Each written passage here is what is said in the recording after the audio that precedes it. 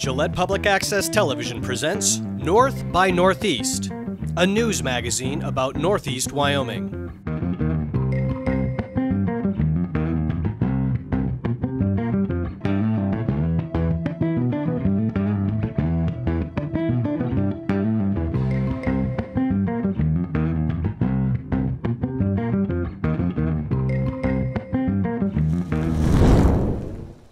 North by Northeast is dedicated to promoting the industries of Northeast Wyoming.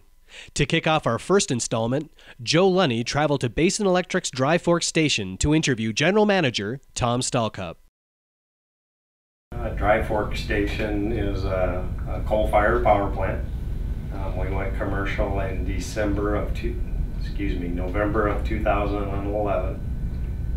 We started construction in 2007.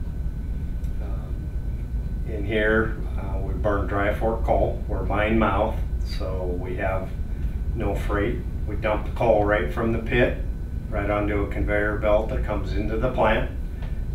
We pulverize the coal, burn it in a furnace, it makes steam. We turn a turbine, which turns a generator when we make electricity. We run at 385 megawatts. That's approximately enough for 300,000 homes every hour. Those 300,000 people, are they all in Wyoming? We're tied into the western grid. So yeah, a majority of it stays in Wyoming, but it can also go in the whole grid. The western grid is from like Rapid City. If you draw a line north and a line south, everything west of that, we're tied into that. So technically, the power can go into Colorado, up into Montana, over into Idaho. Tell me a little bit about the importance of coal-fired electricity and power. It provides stability, for one thing, because it's a very stable product. Coal-fired power plants are. And probably the primary thing is it's a low cost, particularly if you're mine mouth like we are. So we basically take it from the pit right into the plant, we burn it, and we make electricity. So over the long haul, it's stable, and it's a low-cost option for power generation. I keep hearing Dry Fork's one of the cleanest coal-burning plants in the country. Is it the cleanest, or tell me about why it's so important to have clean-burning, low-emission power? In our case, we work with the state of Wyoming. That's where our air quality permit is, with the state of Wyoming. They have to take into account, as we do, what is the best available control technology for that period of time. And that's as you engineer and design your plant, you design it around that best available technology. And at the time we began permitting in 2005, 2006, there was more and more technology that had been developed over the years, and we implemented that in our design. And the Basin Electric Cooperative is your number one customer, or it's the members of the cooperative are your number one? Yeah, the way it works is we're a generation and transmission cooperative. So all we do is we make the electricity and we transport it. Our member co-ops are the distribution co-ops.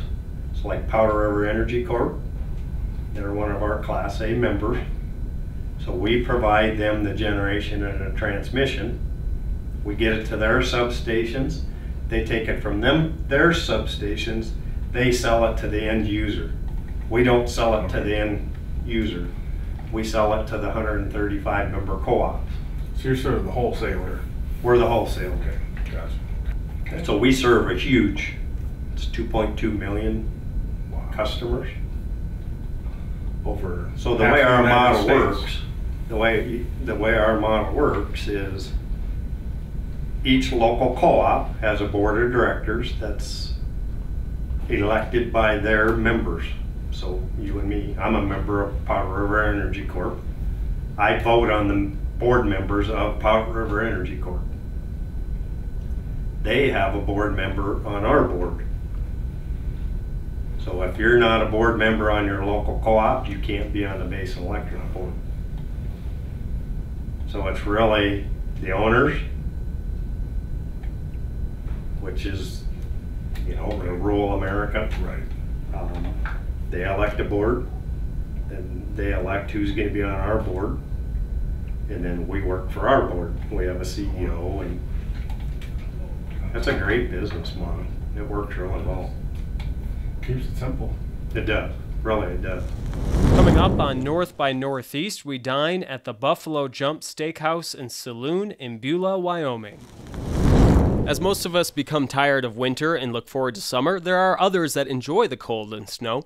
I recently had the pleasure of meeting up with one of these groups of people, and I was quick to recognize why they enjoy winter so much. The group I'm talking about are Dog Sledders from Gillette, and I had the chance to speak with mushers Wendy Hank and Tara Lynn. Wendy says it's a winter hobby that can be a lot of work, but totally worth it. Talk a little bit about what it takes to get involved in dog sledding. Well, it's actually quite involved. You know, in choosing dogs, there's different breeds. They have different purposes. You know, anywhere from, you know, freighting to racing, and equipment. You know, again, same thing. Pretty involved. You know, it takes a lot of time. It's kind of a lifestyle. The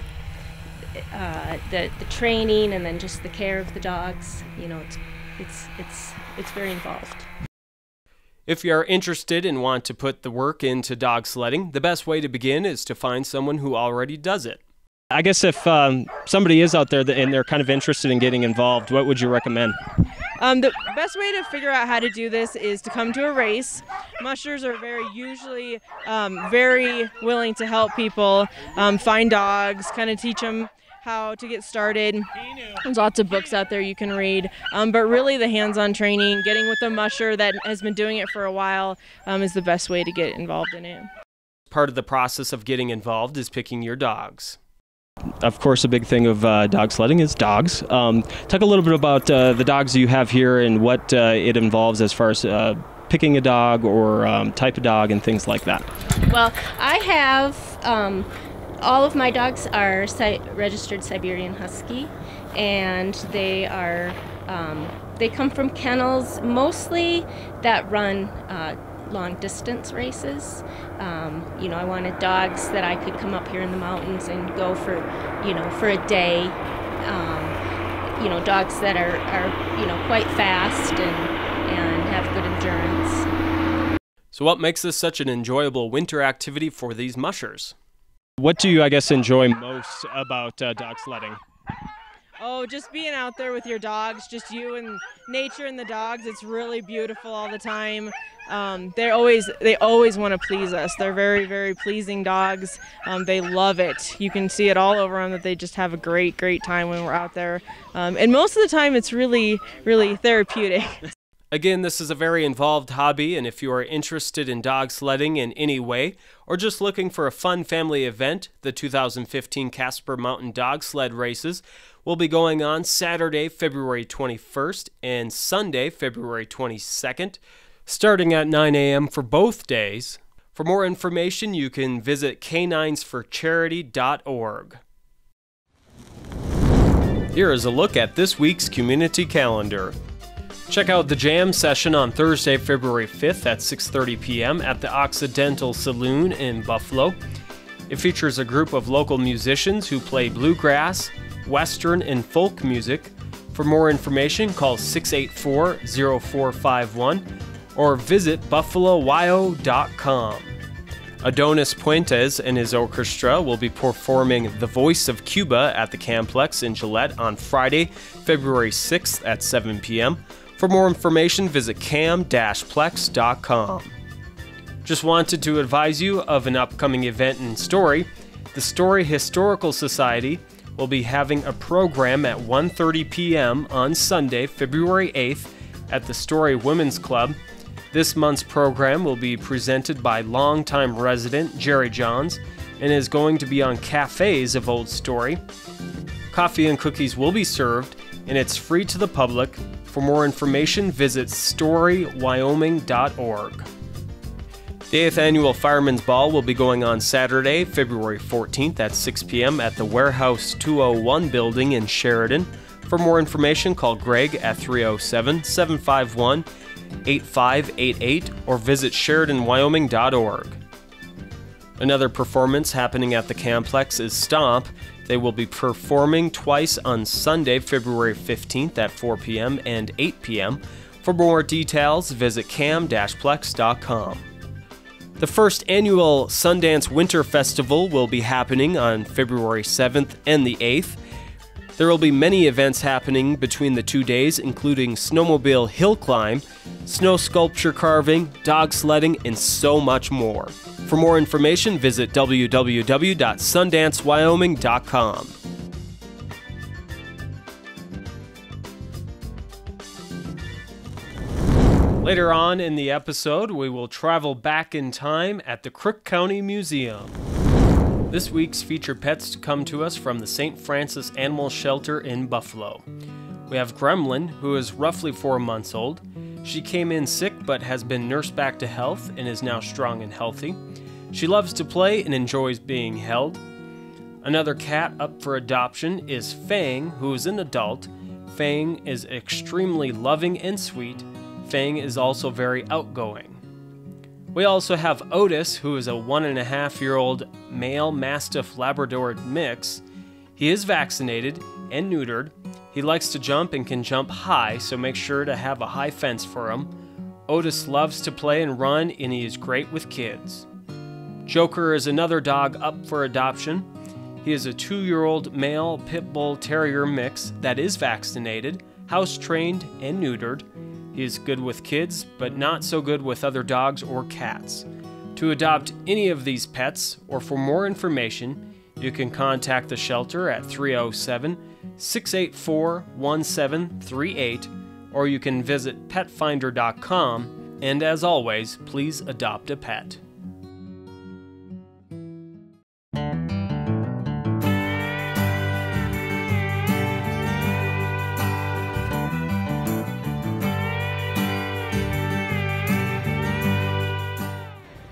And we are here at the Buffalo Jump Saloon and Steakhouse, and we're in beautiful Beulah, Wyoming. And first off, I want to introduce Callie and Casey. They are two of the proprietors of the Buffalo Jump Saloon and Steakhouse. And first off, why don't you let us know, where is Beulah? We're located 1 mile from the South Dakota-Wyoming border. You take the first exit, there's a gas station on top, and basically 2 businesses once you reach the center of town. Mm-hmm. You've got the bar next door on one end and our steakhouse on the other. And we are 2 separate businesses, but that's pretty much all that is in Beulah. Oh, there you go. And a population of what, 33, isn't it? 33. Yeah, so thriving metropolis it is. But Buffalo Jump, here it is. And why don't you tell us a little bit, when did you guys take over running the Buffalo Jump? December 1st. December 1st of just this last year? Yep, 2014. Wow. And what had happened here before that?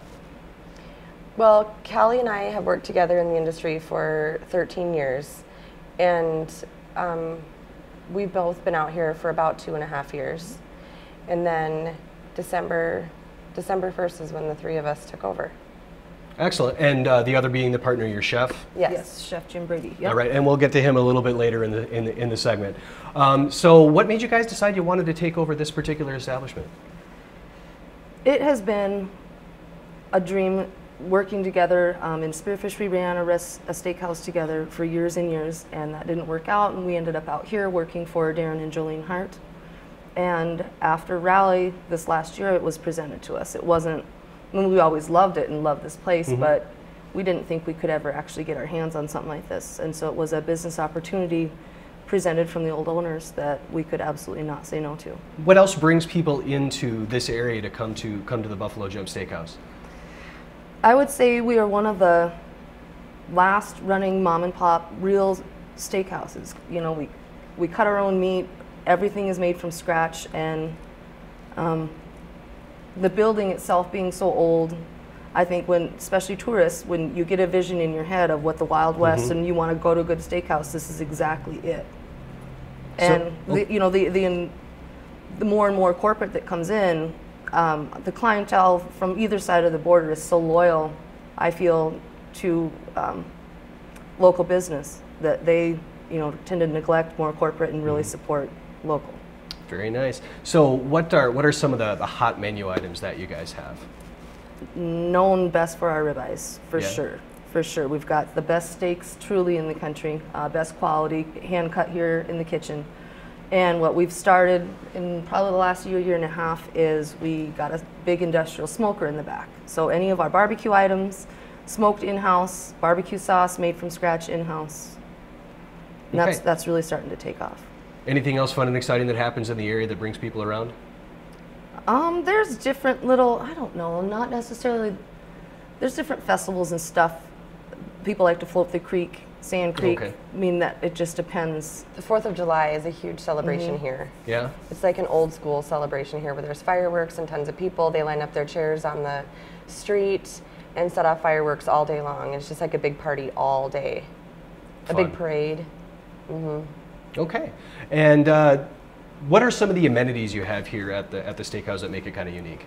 This has been a steakhouse, I believe, in the 1960s. It started as a Royal Club. And then 1980, it changed into the Buffalo Jump. And there was a few years in between that it was closed, but just the fact that it's been a staple for so many years really stands out. And the building itself, I think, is absolutely beautiful. We didn't, you're not going to modernize it at all. It would take it away, the feel away from it. So that the building itself, it markets itself. What do you say we maybe take a step back into the kitchen and take a look at some of the food that gets prepared here? Absolutely. Wonderful. And I happened to have the opportunity, after cooking several years, to go work for Emerald from the Food Network.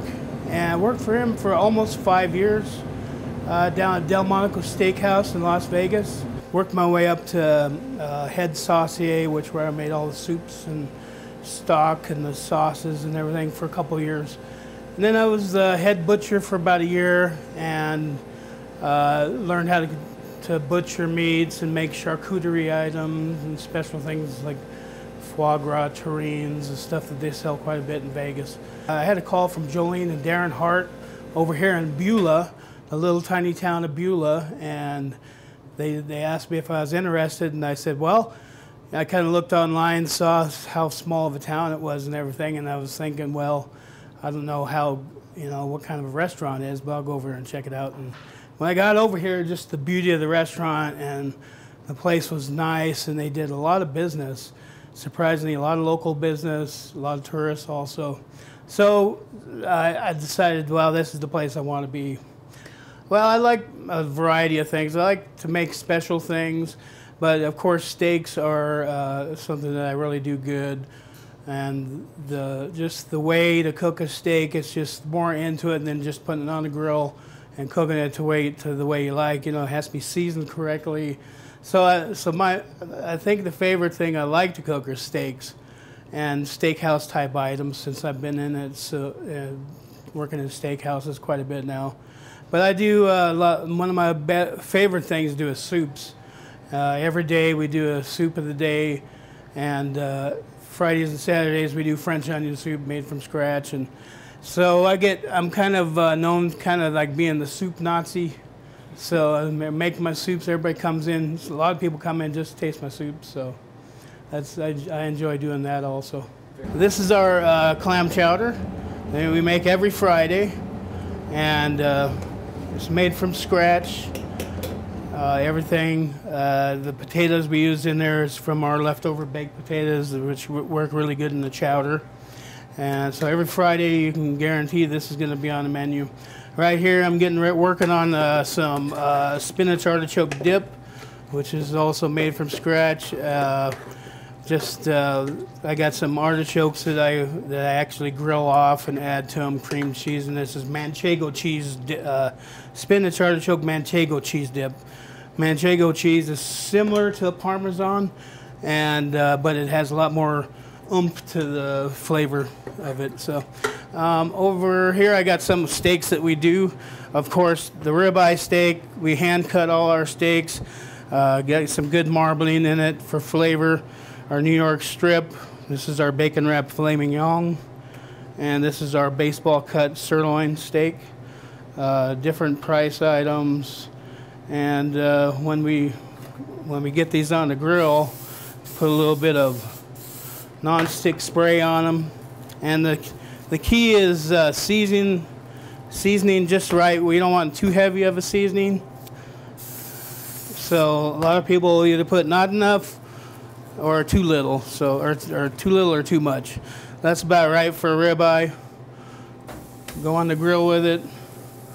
Just put our strip on there, and then we just cook it to whatever temperature they like, rare to well done. I think most people like it medium rare to medium.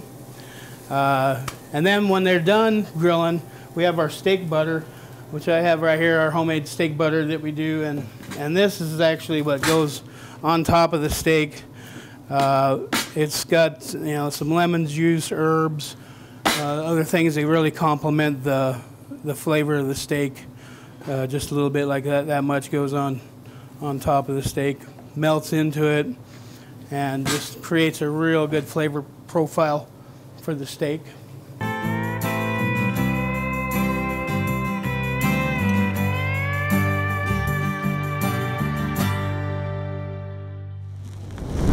We're here with Rocky Kershanen. He is the director of the Crook County Historical Museum. Is that correct?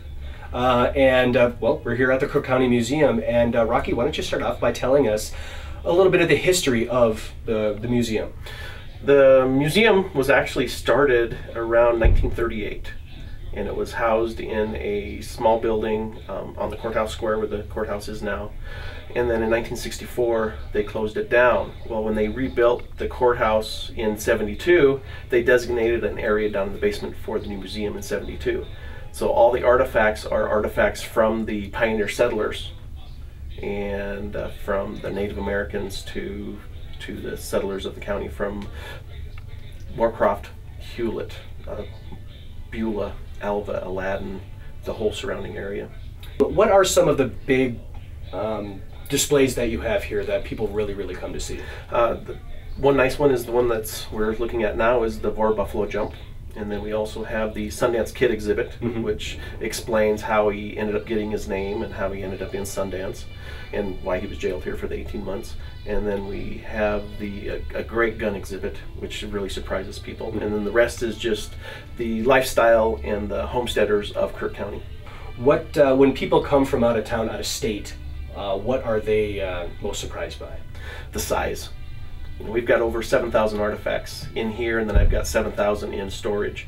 So, just the size of it, you think of in the basement, it'd be one room, and it's a pretty extensive exhibit we have down here. Well, 7,000 artifacts in storage. How often do you get an opportunity to change things out to kind of keep things fresh for those that want to come? I have probably half my exhibits get completely changed every year. Okay. And then my permanent exhibits, I rotate artifacts inside of them every year. So right now, the museum is located down here in the basement. It's been here since 1972. What are the future plans for the museum? We're actually working on a old stone schoolhouse called Old Stony, which is just catty corner from the courthouse now. 1923, beautiful sandstone building, 3 stories, approximately 15,000 square feet in it. And it will be the Crook County Museum and Cultural Center when we finish up on the renovations. Excellent. And do you have is there a hopeful opening date, or are you just kind of leaving that open? Our hopeful opening day is within 5 years. Now, there are a couple of other artifacts as I was kind of walking around I just want to touch on a little bit. The school bell. Can you tell us a little bit about that? That sat outside the Old Stony. It was the original school bell that rang to let the kids know the school was in session. And it did not sit in the building. It was outside on a dike. And the janitor would ring it from his little room inside the school building. Very fun, very fun. So that's on display here, you can see that. And then also there's a big silver ball. What's that? Back in 1884, the Founding Fathers built the courthouse. And one of the Founding Fathers, Lester Mock, was one of the very early settlers, and he was a tinsmith. So they were looking for a lightning rod ball, and he designed it and did all the mathematics to get that right size, the right sphere, and they're all strips of zinc that are soldered together. So that's from the original 1884 courthouse. What are your hours so people know when they can come by? Winter hours are Monday through Friday, 8 to 4, And between Labor Day and Memorial Day, we're open 7 days a week from 8 to 4. 7 days a week, excellent. So come on over on the weekend Yeah. and enjoy the show. Yeah, during the summer. During the summer. Yeah. All right, thank you. Rocky, thank you so very much for joining us. Thank you.